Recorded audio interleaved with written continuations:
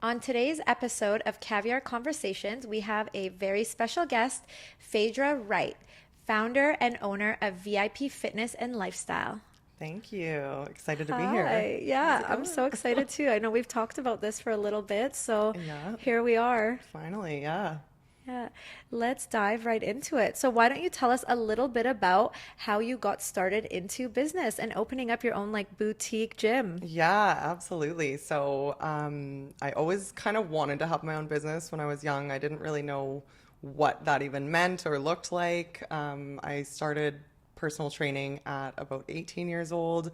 I worked in the industry for probably 12, 13 years, built up a really great clientele, and then eventually got to the point where I had to open up my own space to kind of do things how I wanted and kind of add my own flair to what was kind of happening in the spaces that I was already in. Okay, so you were a fitness personal trainer first. How Yeah. did you get into the fitness industry? Was it like out of passion or what made you become a personal trainer? Yeah, I grew up dancing, so I was always super active. And I think I kind of graduated high school. I wasn't necessarily super psyched to go to traditional post secondary school. I was kind of like, finally, I'm free. I don't want to go back. So I was looking at alternatives. I was kind of between like a makeup artist or personal trainer, and I just chose personal trainer, and the rest was history. I really loved being active, and I loved being able to help people. I started teaching belly dance when I was 17, and I really helped a lot of women gain confidence in their bodies and themselves through that class.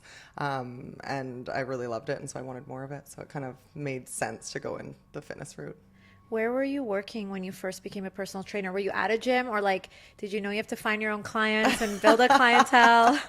Yeah, I started out in a couple smaller studios, boutique studios, kind of maybe a little bit smaller, but similar to what I have now. I also did some in-home personal training through a different company. And again, I always wanted my own thing. So I started my first company at about 21. And did you know you always wanted to have your own company, create your own vision? Yeah, I don't like being told what to do. Yeah. I wanted to kind of be able to create my own schedule, do things how I wanted. Even when I was working for companies, I was always that person who was like creating my own materials. I'd be like asking the owner, like, can you send me the logo so I can create this for my clients and stuff. So I was always kind of doing that extra and had that creative mindset. And I think that's my favorite part of business is the creation and like making things and making documents and yeah, the kind of nerdy stuff. Yeah, that's great. Where do you think you got this kind of like entrepreneurial spirit? What are your parents like entrepreneurs or kind of what was around you that stimulated or fostered that within? Yeah, my dad had his own company and kind of always worked for himself, and I always looked up to him.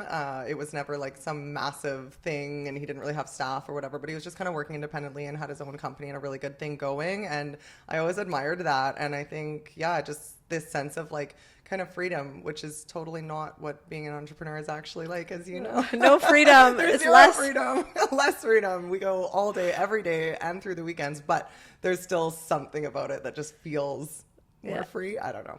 That's when you know you're in the right path because you are working more and working harder, but it's so much more meaningful and has so much more purpose. So that almost keeps you going versus working for something that's just a drab and it's not inspiring and you don't like. But when it's yours, Totally. you're happy to live it and breathe it and Yeah. work in it all the time. It almost like doesn't bother you. Yeah. Yeah. Yeah. Like I'll work till 2 a.m. on a new project and I'm stoked on it. If I was working for someone else till 2 a.m., I'd be pissed. Yeah.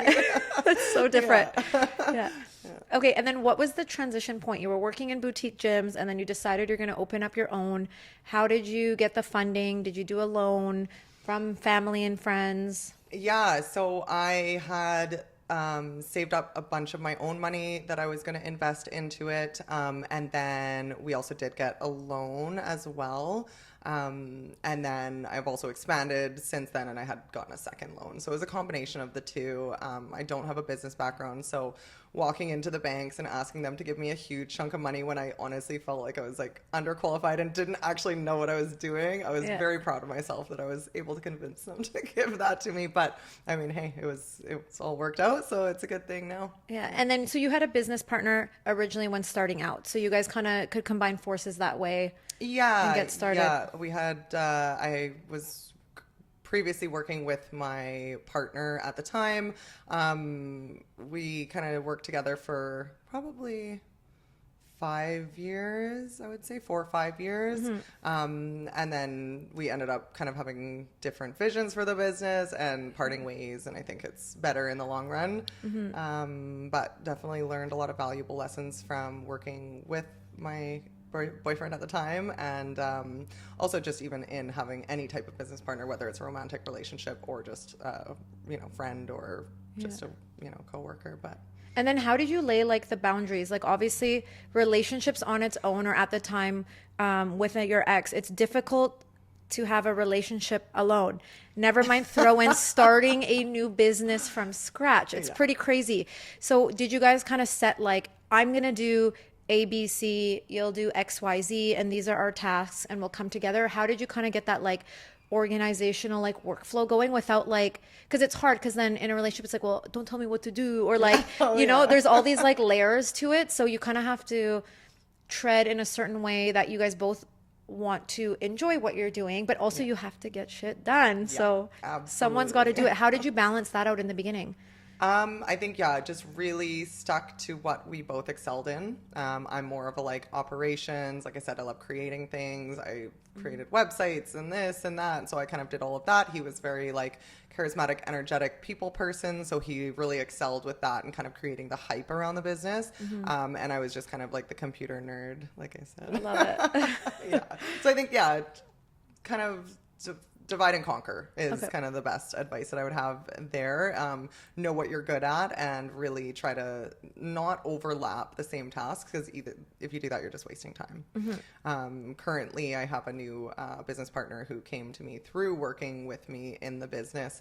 And same thing with her. She's phenomenal and she is so good at all the things that she's good at, and she keeps me accountable for the things that I'm not good at, and vice versa. And so again, just making sure that you find someone that you work well with, and have different what's the word, like values, different strengths. Different strengths, so where you can kind of excel in one area and someone else is excelling in another area. And how long did this new business partner work with you before and were you like, hey, I want you to be, a part owner with me? Or how did you kind of make that transition or decision? Because it is a huge decision to make, especially when you're now on your own, you're the one running the business. How did that happen? I think it was, and to kind of avoid any dramatic conversations, there was a lot of times where I felt kind of let down in my previous partnership, where I didn't have that level of trust for that person, where I could just know that everything was going to be okay if they were handling it. And I think working with Lindsay, she really, I was able to like let a bunch of walls down, and I just felt like comfortable. I was like, I know she has my back. And I think it was, I'd say probably 1.5 to 2 years of working with her before we had that conversation. And to be honest, like, she's my best friend as well. And so like I've gotten a best friend out of the situation, an amazing business partner. And I think it's just really about comes down to having that trust for that person. So was she hired in like a managerial role and then you kind of promoted her into business owner, or? No, not at all. She was hired as a yoga instructor. Okay. But I knew she had a lot of experience in management. She was the general manager at a chain of yoga studios out in Vancouver before they shut down because of COVID. And she was just trying to get her feet wet in a few different studios. So she was looking for yoga applications. And we always get people sending resumes in. And I always kind of just like, I'm too busy to look at it, unless we're hiring directly for that role. And someone that worked in the company was like, no, you should actually look at this person's resume. So I looked at it, we brought her in for yoga. And then at that time, things were kind of crumbling with my previous business partner. And I really needed support. And I was like, took her out for lunch one day. I was like, would you be interested at all in like being our general manager and working with me? And she was stoked on it. And then, like the rest is history. It's just been amazing since then. Oh my God, that's fabulous. And I love when people come from a corporate background. So when like there's a yoga studio that's a chain, it's like they have so many rules and they have so many systems and processes and operating procedures. So they come with this kind of like corporate style background and like efficient flow of things. And I'm experiencing the same thing right now with one of my newer consultants in laser techs, and she came from a more corporate kind of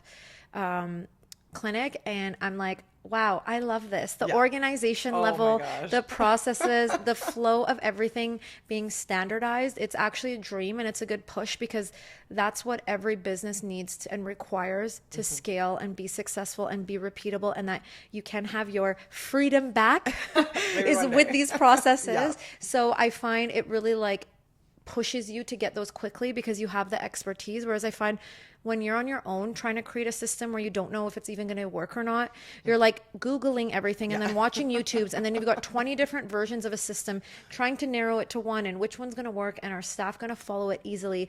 That takes like a month, and then you're like, this is not even efficient. I give up. And I feel like it took me at least so long to kind of just hammer down systems and get that right. Totally. Yeah, absolutely. Yeah. She's got a lot of, she actually was even more corporate. She was like working in the government and stuff like that in her past life. Yeah. And she was just this little hippie yogi chick. And she was like, I need more. And she left, a really high paying job and went back into the kind of, again, that was more of a corporate situation. But yeah, she followed her heart in that one for sure. So I've been to your guys' studio on Broadway, and I know you guys have like personal training, you have classes, you've kind of got some different rooms that look pretty cool. Are you hiring just like a bunch of personal trainers that do the work? How do you decide who's going to be a part of the team? Yeah, I think that's been the biggest learning curve for me is like hiring and the HR management and all of that kind of stuff. We have personal trainers, we have nutritionists, we have massage therapists. We also offer fascial stretch therapy, and then tons of group fitness classes. So lots of different options. As far as hiring, I think that's been a process that has been dialed in. Obviously, we've been in business for just over 6 years now. So I kind of think hiring is kind of like dating, where people always give you their best at the beginning. They tell you everything you want to hear, they have all the right answers, their schedule's totally open and all of these things. So kind of learning to see through some of those very exciting I'll drive an hour every day there and back. I want to work here so bad. It's no problem. Until it is a problem. Exactly. So kind of like avoiding potential issues like that, logistics and things like that. And also being okay to let go of people if they aren't working out. I think that's huge as well. And that was something that, being someone that gets along with everyone, I do feel like I'm, pretty friendly and kind of can chat with anybody. So, learning to separate your kind of emotional, empathetic side from your what does the business actually need side is really, really important and really friggin' hard to do. But you got to learn it if you want to be successful. For sure. Well, I'm sure you've had to let some people go.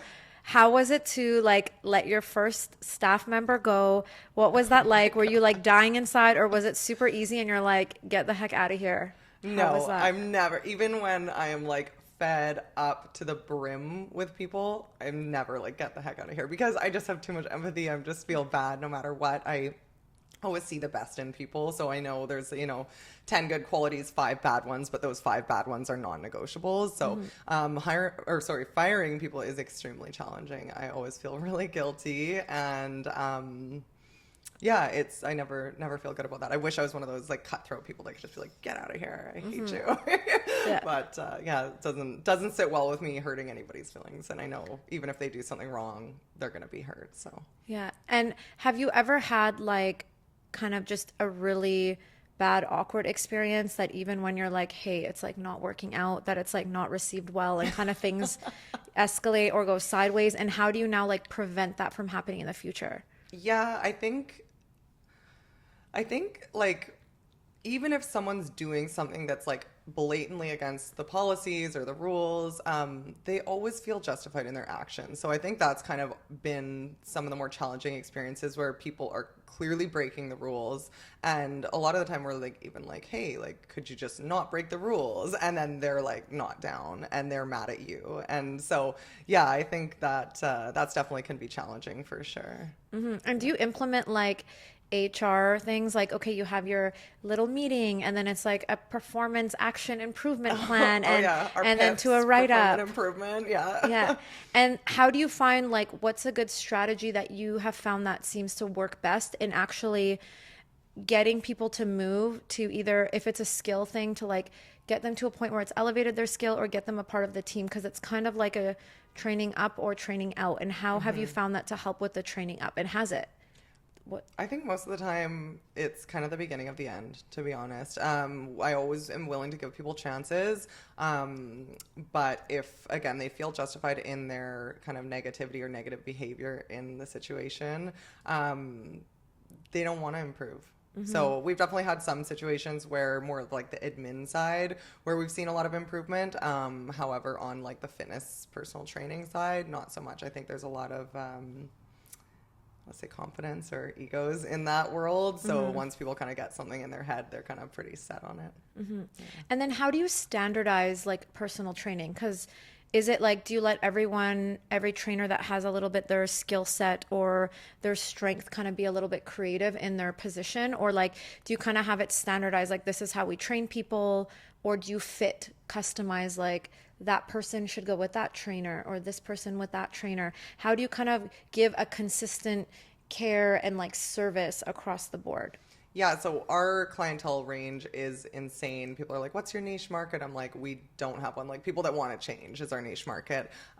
We have like kids coming with their parents. We have 80-year-olds. We have athletes. We have people who have never stepped foot in the gym. So I think it's also really important to have the personal trainers that can fill their needs. So we do have a wide variety of kind of styles of personal trainers. It's like you always want to have your like gym bro. You want to have your like, hot chick. You want to have, the like super compassionate, loving, caring, nurturing person and stuff. So it's about kind of fitting the needs of clientele and making sure that you have the right team to be able to do that and be adaptable for the types of clientele that you get in.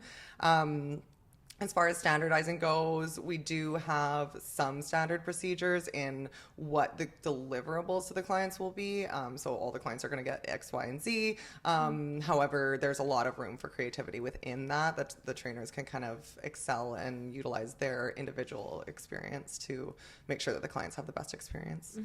Which is nice because I remember going to like a boxing kind of fitness class, and like you would almost pick the instructor that you like because they would play a certain music. Totally. They would like have a certain energy, like whether they're like one would be like screaming at you like keep going, and the other one's like you got this, breathe, think of your like vision, and you're like getting this inspirational thing. So like it would be kind of cool to see because like the classes could be like I'm doing the same moves, like there's only so many ways you can punch a bag, but each class would bring such a different element from what I'm like craving or feeling for that day. Like if I had a hard day, I want to be like inspired, not like yelled at to do more push-ups. And then on a day where I'm just like angry, like, yell at me, I'm going to give more and like get it out of me. And then other times you're like, I just want the hype music. And, And I think in the one-on-one setting, and even back when I was doing personal training, that's kind of what makes a good trainer is being able to do a little bit of both and know and read your clients of when they need what. I feel like I was very compassionate a lot of the time with my clients, but then sometimes I'm like, bitch, you're being lazy. Like, let's go, And so being able to turn it on, turn it off, kind of turn it up, turn it down, whatever. But yeah, definitely there's a lot of variety. And I think it's about making sure that you have something that, maybe not every single person, but a lot of people are going to enjoy. And I think that's a really great skill of personal trainers because once you get to know a client really well, it's like you do know when they're being a little lazy and need that extra push. And clients come to you for that. Like they are literally delegating, having to think about what to do at the gym to get fit to the expert. And they just want to get in, not think, get out. And then like they're fit and like cross that off their like to-do list of the day and then get to their busy schedules or work or, motherhood, whatever it may be. Yeah.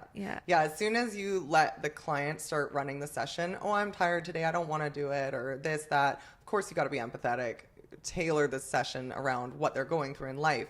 But if it's a consistent pattern where they're like, oh, I'm tired, I don't want to do that, or I don't want to do that exercise, it's like as soon as you let them start running the session, they have all the power and you're not actually doing your job as a trainer. Yeah. Have you ever had to fire a client?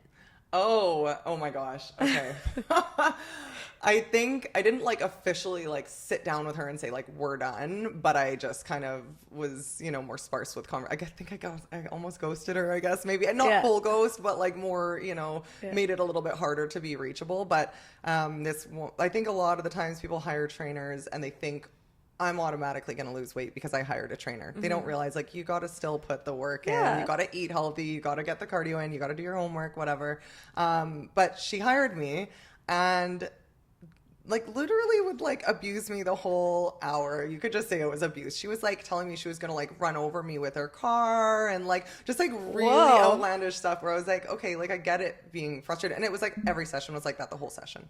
It was like really aggressive, very violent things that she wanted to do to me. And like, I can take a little joke here and there, like, oh, you suck or whatever. Like if you make someone do burpees or whatever, but it was a bit much and it was just, not enjoyable. Interesting. Yeah. And also she hired me. Like I'm not forcing you to do it. You chose to, hire a trainer. So anyways, that was, I think sometimes people have a certain association with like pain, and like when they're like working out, it can obviously cause some discomfort. And if people's like tolerance to pain is a little bit like warped, or they kind of have maybe a small T trauma somewhere else, or like a negative association with pain, they like, you can hear a certain like outlandish things, or like their reactions are so strong. I mean, I see it when injecting clients. Like, of course, there's always going to be a little bit of pain. It's never going to be like a procedure that, you just blink and it's over. Yeah. Of course, you're going to feel something. I can provide numbing.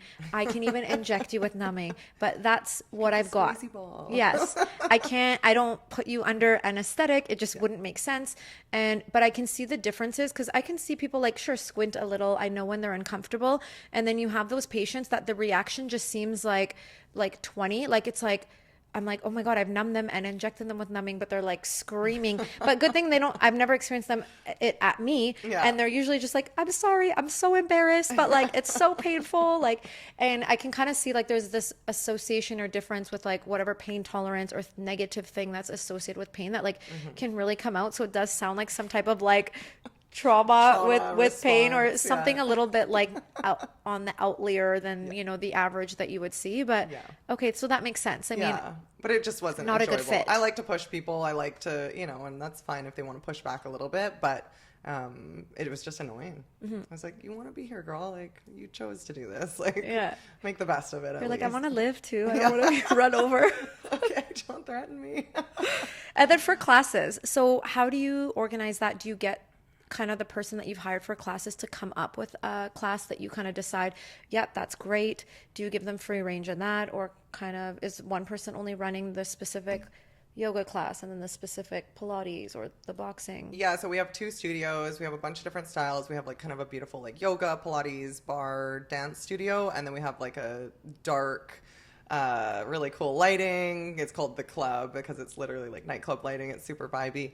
So we have different standardized class styles, and then we have a few different options of the way that they would kind of structure the class within that class style. And then it's just kind of plug and play for the instructors, and they do get a little bit of creativity, but with some parameters for sure. As far as music goes, same thing. Like, everybody kind of has their own flair. I don't want to like be like, you have to play this exact playlist. I don't think that's really fair. And also I think it kind of brings that unique style to each person's class to have a bit of creativity. So there's, again, like with the personal training, there's structure, but flexibility for kind of individuality based on what the instructor wants to bring to the table. Yeah. If you could go back when you first started with the knowledge you have now, like what's kind of like, what advice would you give yourself? Oh my gosh, like so many things. Obviously we kind of talked about it before, but like team, like hire fast, fire faster. Don't hold on to people because you're emotional or feel bad for them. I think, just making sure that you always focus on the right things too. Like for us, community is really, really huge. And I think over COVID, like obviously that got totally skewed because we couldn't even be around each other and whatever. And then it just kind of turned into like business. Let's sign people up. Let's do this. Let's do that. And like in the last like year, 2 years, probably, we've really been like, hey, we got to get back to our roots, and that is community. So I think, and that was a huge thing when we were opening. So I think just like staying focused on what started you in there in the industry and in business, and not letting yourself get distracted, even though there are a lot of distractions that are always going to come your way. For sure. There's always some little fires and things Yeah. like that. And then, okay, so you guys, you've had the clinic, or sorry, you've had the studio for quite some time. So are you looking at expansion or opening up other locations, or do you feel like, no, I'm like happy with where we're at. I rather like make this the best, or do you want to kind of expand? Yeah. So we did expand. I started with about 2,500 square feet. It was mostly personal training, massage, those kinds of things. We did some group classes in the gym, but it was just kind of crowded and whatever. So within about 6 months, we were already feeling like we were kind of busting at the seams. We did an expansion to a little bit more space upstairs in the same building. And we opened like a month before COVID for group fitness classes. So it was really like the worst timing possible for group fitness. So obviously COVID was a super shitty situation. We've been kind of picking up pieces. We're still paying off extra loans and stuff like that, you know. So that was kind of the main focus, is just kind of get that stuff cleaned up. I think down the road, I would love to open multiple locations. At the end of the day, like the reason why I was in the industry and why I am so passionate with even coaching my trainers and on those kinds of things is because I love helping people. I love seeing that change. I love being able to know that I've made like a lasting, impactful change on someone's life. And so, yeah, I would love to be able to expand that and do that in more than just Vancouver. Yeah. Do you have work-life balance? I would say now I do. I didn't for years. I was definitely like open my computer at like 7 a.m. and close it at like 2 a.m. Maybe, you know, stop to go to the washroom or like eat some food like once or twice throughout that. Like I was like a workaholic. I was like 7 days a week, 14 to 16 hours a day. I honestly stopped working out. My nickname is Phaedra Fitness, and I wasn't even working out. I wasn't taking care of myself. I wasn't doing all the things. I wasn't getting my nails or my eyelashes done, and those things are important to me, obviously. Yeah. So I really I've lived the like not having life balance, and I honestly was like a miserable shell of a human being. And I have learned to prioritize that, and now I feel like I've got a pretty good flow with it. I feel like when I'm in work mode, I'm 100% work mode. When I'm in chill mode, I've actually gotten to be able to be like, maybe not 100%, say like 95% chill mode. But before it was like, I was always like work was in my head when I was with my friends or whatever. And so I've been able to kind of step back from that, which is good. Yeah. And then what are like some healthy habits, or do you do any kind of, I don't know, meditation, journaling, or things to get you back into chill mode? Like what are some kind of personal development strategies that you utilize? Yeah, I'm like a crazy plant lady, so I have a lot of plants, indoor and outdoor. So I like to kind of garden, I guess you could say. I don't know if you call it gardening. I'm not like. I would call it garden. Yeah, I guess I'm a gardener. You're keeping something alive, a plant species alive. For the most part. Yeah, so like obviously like dealing with my plants. I have an amazing dog that I love, so I love like taking her out for like nature walks. I love getting out in nature. I think that's super, super important, especially like when you live in the city downtown. I just love to like get out and escape. I obviously work out very regularly, so I try to work out, 4 to 6 times a week. I really try to incorporate things that are, like I said, like hiking with my dog or something like that. That's not like a workout, but it's just like active lifestyle. So I think that's really important. Sometimes we'll go like paddleboarding or like just do fun things like that. So, yeah, as far as like other stuff, I like to cook and stuff like that. But, yeah, I think it's just about finding that balance and trying to maintain it for sure. Do you work out at your own gym, or do you feel like you need separation from work and like have to be somewhere else? I don't. I work out there maybe like once a month. Yeah. I honestly have had gym memberships at like gyms like down the street, which I feel like is like, sacrilegious. I'm like cheating on my own business, but it's that when I'm working out, I want to put my headphones in. I want everybody to leave me alone. I want to just do my thing, pound my music. I do not want to get stopped every 5 minutes with people chatting and whatever. I love chatting with the clients. I love chatting with the staff, but honestly, or like, I'm like, oh, this needs to be cleaned or organized, or these things were left messy, and it's not a downtime for me. So I do have gym memberships other places, not down the street anymore. I actually am living out in Langley now, so I have a gym membership out there. But yeah, it's good to have that separation. It does feel weird, but Unless it's like after hours, I can't get a good workout at VIP, which I Well, shouldn't yeah, be otherwise saying. you're just, there's so many things to do and then it pops in Yeah. your mind and then it just, you don't even get the workout in because you're distracted. And Yeah, exactly. yeah. Yeah. How did you end up finding balance? Like, obviously starting a business, you are overworked, you are, living and breathing it, working the 16-hour days.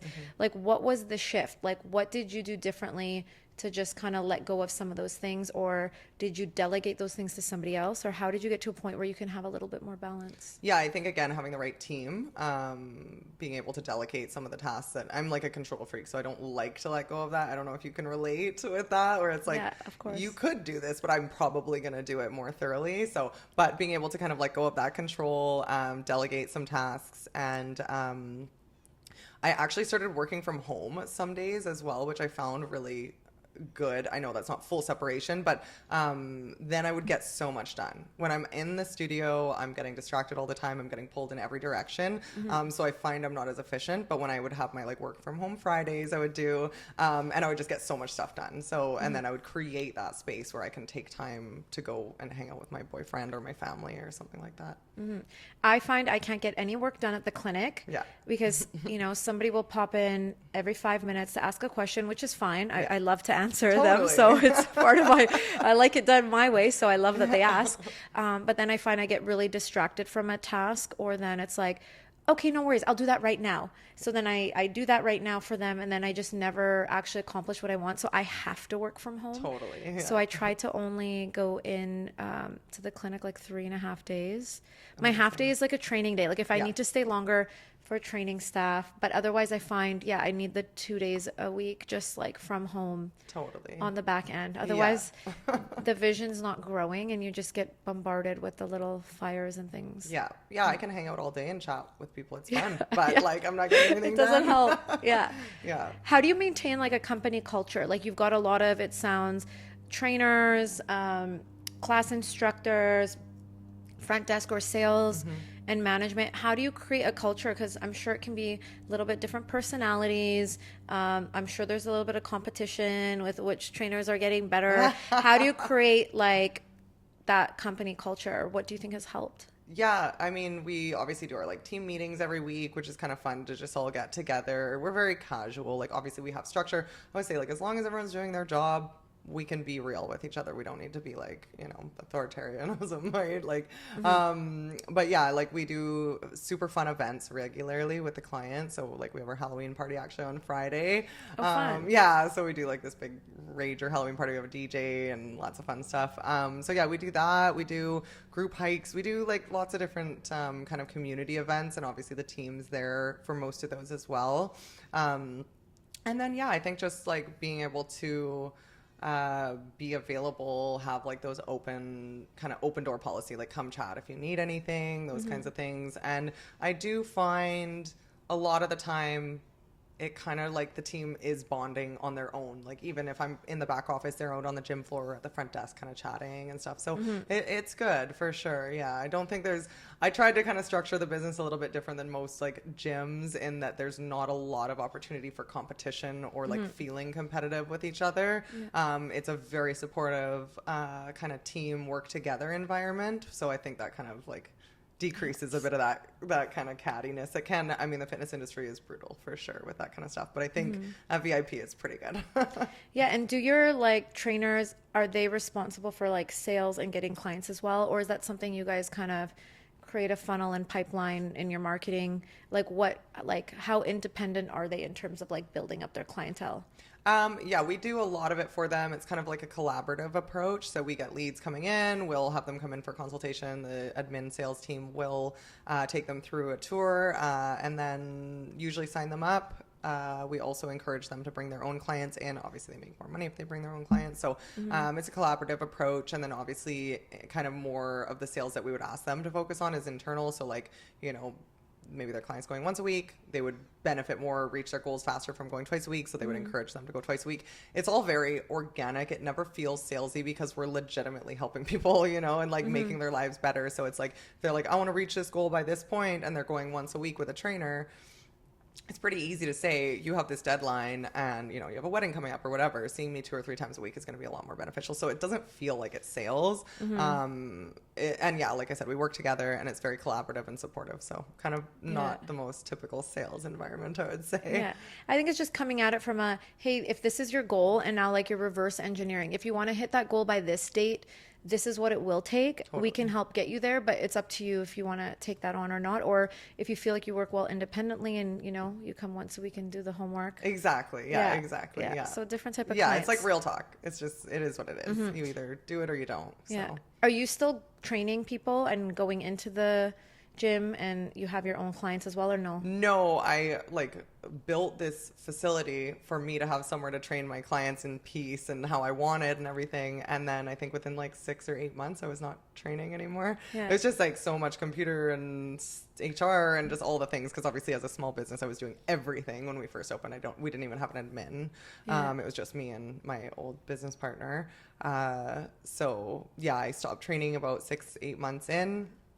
I've kind of dabbled here and there. I'll take like a special client on if, you know, a past client wants to train or something like that, I will here and there. But I did recently start teaching our Peach Pump, which is our booty class again, which is so much fun. When I was doing training, I was niched and specialized in booty training. It was kind of like pre it being the thing that everybody does. It was, you know, like almost 10 years ago now, probably.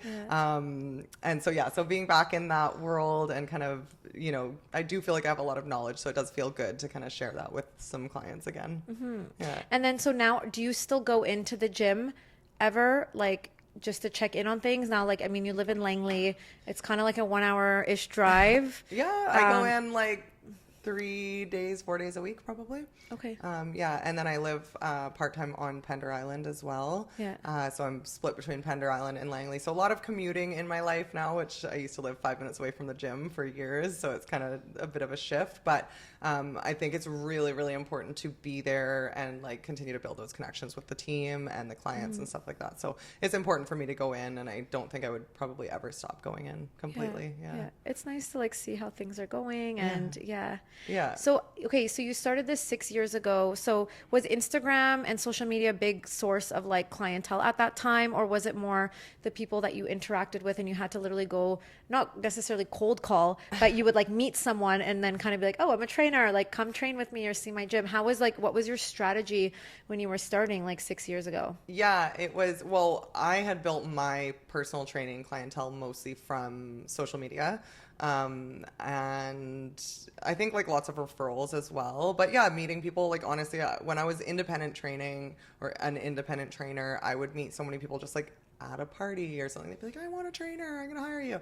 And so like that was pretty prominent. But then yeah, social media and then referrals, I think would be the three kind of main things, but I wasn't necessarily like cold calling people. Yeah. It's nowadays, you know, there's so much noise on Instagram, and you know you have to be relevant and keep posting, and you know you want to create that community where they have like a tie to you when they're like not in your business. And sometimes it can be a little hard. Do you still keep up actively on Instagram and social media, or do you kind of find it always like, you know, a rat race to keep posting and creating content? And yeah, honestly, I don't do it as much as I should anymore. I feel like it's something that I actually, as a personal goal, want to start working on more. But I just kind of got to the point where I was just sharing so much of my life on social media for so long that I just got kind of burnt out. And I just was like, I just want to live my life. And, you know, sometimes I'll post a couple things like stories and stuff like that. But yeah, I definitely don't use it as much on my personal side. Obviously, the business account is active and our team's taking care of that and stuff like that. But yeah, on my personal side, I kind of got sick of it. But I do think it's fun and it's so nice, such a nice way to connect with people. And I've met some amazing people on Instagram that I would consider like really good friends that I would never have known through if I didn't meet them through Instagram. So yeah, it's definitely been on the back burner for me, you could say. Yeah.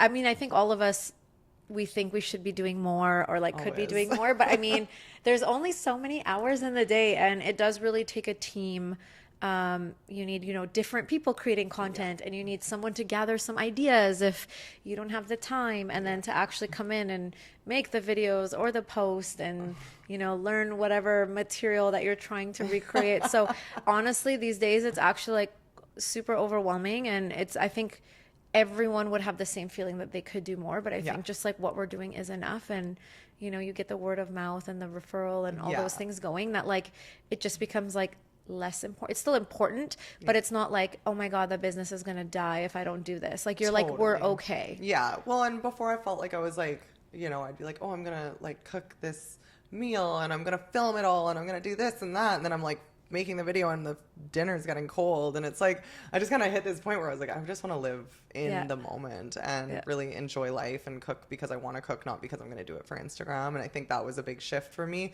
So again, finding a balance between those two things might be good, but I don't know, I'm enjoying life right now, so I can't complain. It's important. Have you ever had a mentor, and kind of what did that mentor look like, and kind of how were they pivotal in your, transformation or like journey into entrepreneurship? Yeah, I mean, not a specific like coaching mentor in the sense where I'm like, they're giving me direct advice when I was opening the business. I think I worked for a lot of great entrepreneurs. I did work at a few different smaller studios, and I kind of, obviously looked up to them in their own way, in my own ways or their own ways, whatever.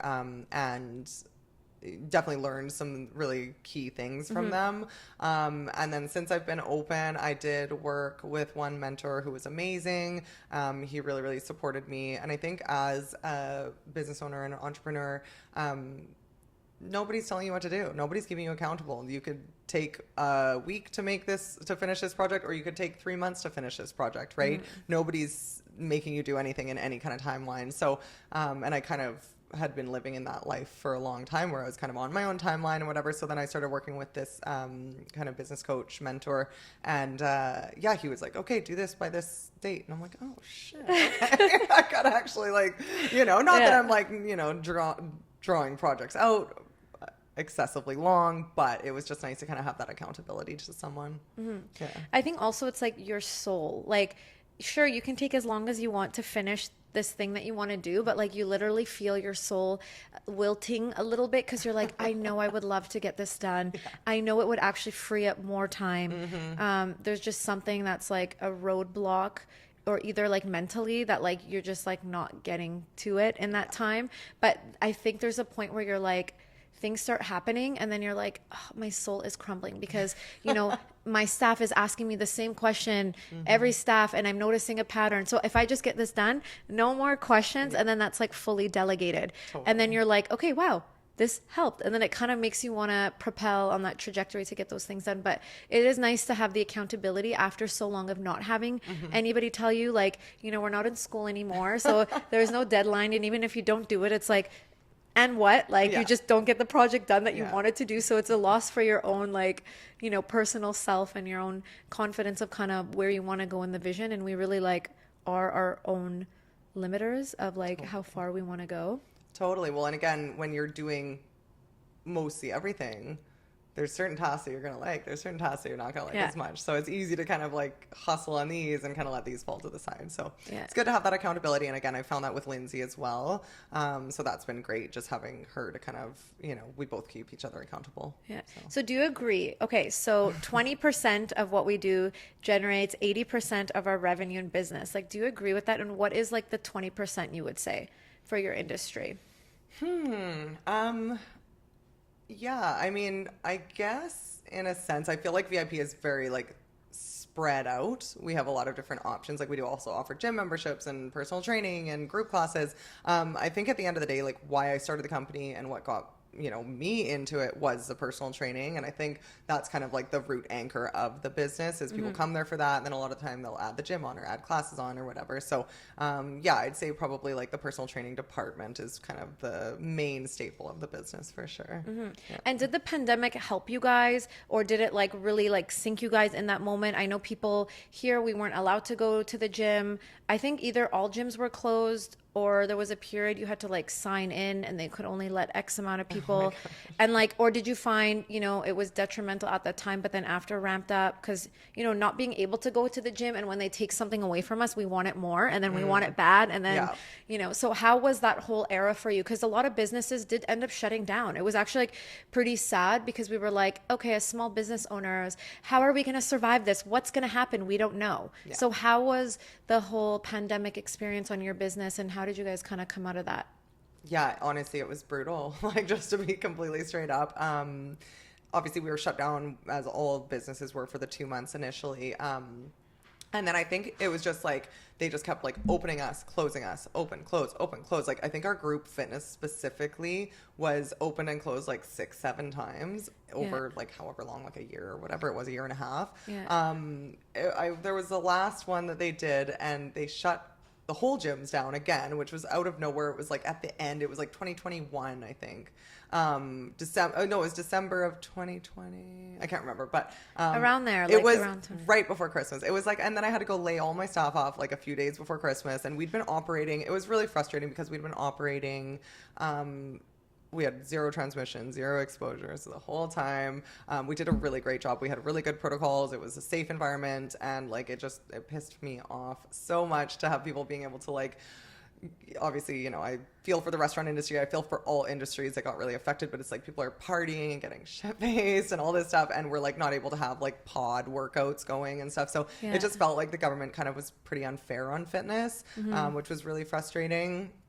It definitely was kind of portrayed in the media to be this really dangerous place, which again, maybe there were some gyms that weren't being responsible. We were, so that's why we were just like, what is going on? Like, why are they shutting us down? So like, we'd kind of get some momentum going with building back up after the last shutdown, and then they'd shut us down again. So it was just really hard to get any traction going for quite a long time. Yeah. And were you able to maintain your team at that time? Because you had to lay people off. So I'm sure you lost a few. Was it really hard to bring back that team of trainers? And yeah, initially, like from the first 2-month shutdown, I'd say we lost probably 60 to 70% of our clients, which was insane. Obviously, a lot of people that were coming to the studio worked in the area, and then everybody was working from home. So then we did get a bit of a rush of people coming that were now living in the area. So it kind of switched, but it didn't even out for quite a while. As far as staff goes, I think we had like 22 or 23 right when we shut down at COVID. And I think we lost probably 6 or 7 that just didn't come back. And then, it's been a shift since then, but I think, you know, we have a great team. We have some really amazing core members. I have people on my staff that have been there since we opened, and soon after. So I think we had our kind of OGs, and then we kind of had the people that were coming and going a little bit more. But I'd say it was more the clientele that was affected than the staff, for sure. Well, that's good. It sounds like you guys like weathered the storm. It wasn't easy and have come out on top. And it's great to see now that you have like such a good work-life balance. And you've had a solid team and able to delegate to your lovely Lindsay. It's been so awesome to have you here. I'm going to finish up with a little rapid quick fire questions. Okay. Just answer whatever comes to mind. Okay. What is the last book you read or are currently reading? I read the 5 Dysfunctions of Team. It was a really good one. Business book, boring. No, those are great. How many cups of coffee did you have yesterday? 0. I recently stopped drinking coffee, so. Oh, how come? I was just trying to do a cleanse. I didn't drink coffee until I was probably like 31, and then I just started a few years ago, and then I just went off, and I was drinking like 4 coffees a day, and so then I was just like, I need to stop. So 0. Oh, amazing. Some herbal tea. And then what do you eat in a typical day? What did you eat yesterday? Usually I do it was pretty boring, eggs, avocado for breakfast, and then I always do my macro meals. So my partner's father generously bought us, the whole family, to split an organic, amazing cow. So we've been eating a lot of beef. So we had ground beef and rice and onions and veggies and salad yesterday.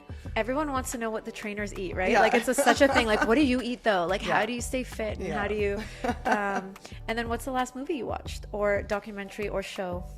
I was watching the last episode of Love is Blind, and then I went on to a serial killer documentary. There's So been a lot of kind those on a Netflix. Weird balance. Yeah. Love and murder. They could go hand in hand. Totally. Crimes of passion. Absolutely. Well, it was like such a pleasure to have you here. I'm glad we got to know a little bit more about you and starting VIP Fitness and Lifestyle. Yes, Thank you so much for coming on. Thanks for having me. It was great. Yeah, it was great. Awesome.